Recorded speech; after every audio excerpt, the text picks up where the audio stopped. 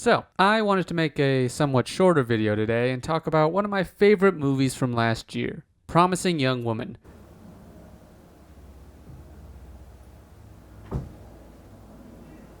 I don't normally talk about smaller, more awards season-y movies like this, but damn if this isn't one of the best movies I saw last year. The screenplay, directing, and acting are all top tier. Carey Mulligan in particular for me just wrecks every scene she's in and is definitely one of my absolute favorite performances from last year. The cinematography really pops out at you with the brightly vibrant colors contrasting with the deeper darkness underneath everyone's motivations. The story takes a good, realistic look at society and how we deal with and treat those who've been through sexual assault. Never have I felt more horrible about being a human being than after I saw this movie, and Emerald Fennell deserves top praises and awards for what I believe is her first movie ever. I'm like, okay. I know the end is a little controversial, and I'll try not to delve too deeply into spoilers, but for me it worked perfectly as a round out to the story once I saw where they were going, even if at first I was absolutely furious at the movie for doing this to me. Why, God, why? How could you take him away from me? But I'm not here to talk about all the obvious things that are great about the movie. I want to discuss an element of filmmaking that doesn't often get talked about, but I think works hugely in favor of this movie: the casting. Casting surely can make or break a film. I mean, if you cast the wrong actors, even good actors, in a part, it can really mess up the vibes and the flow the movie puts out. You're not gonna find better than me on the market.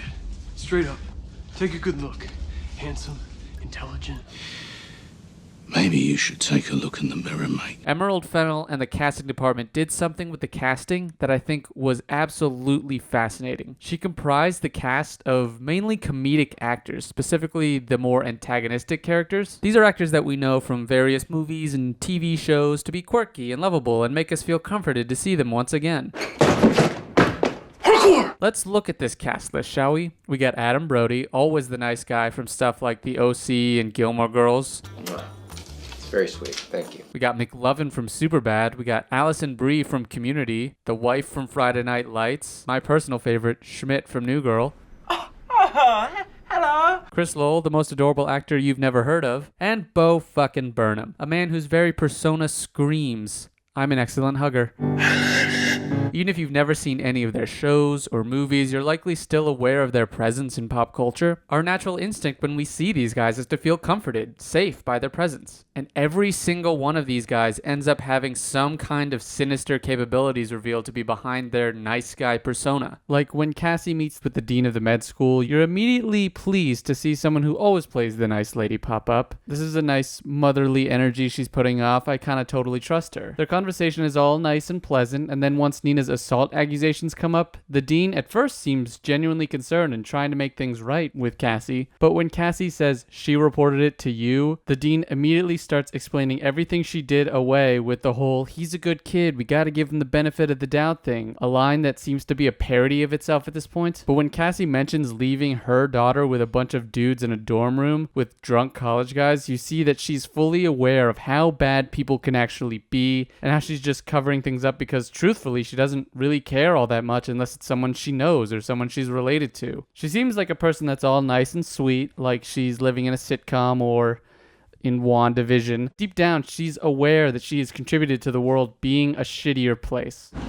God, it sucks up here. That's where the true genius comes in, I think. Fennell is telling us to take a look at those we idolize, those we see as almost perfectly adorable humans, and ask ourselves how even they would act under questionable circumstances. And not a single one of them comes out clean.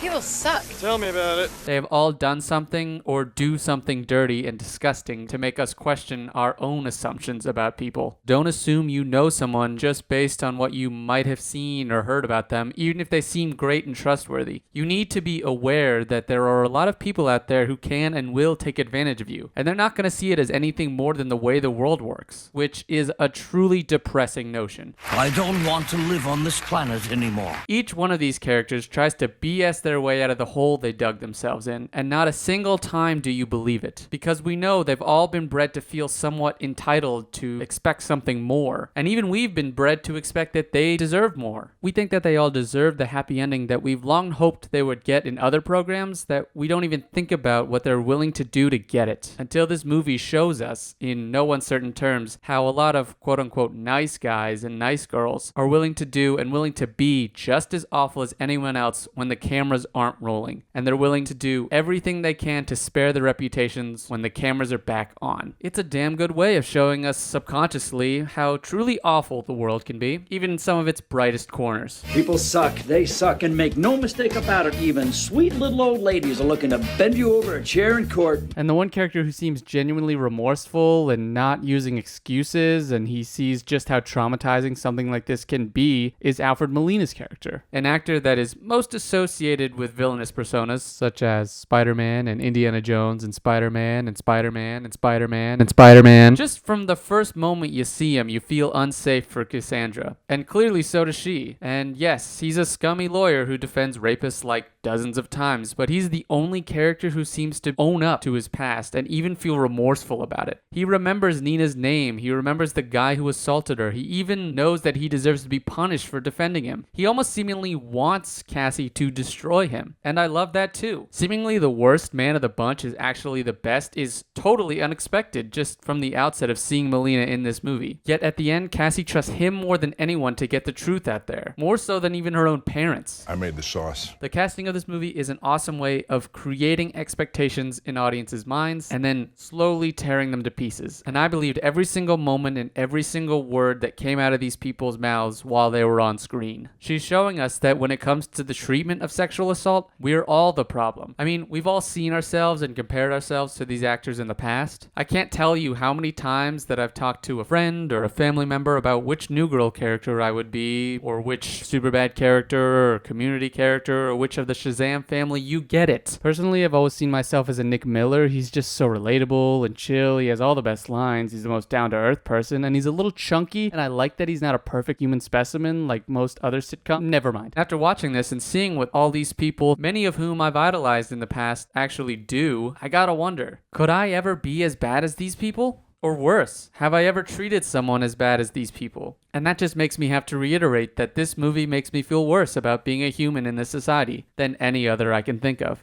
And I have to give the movie infinite praise for that. My desk just broke. Aww. Fixed it.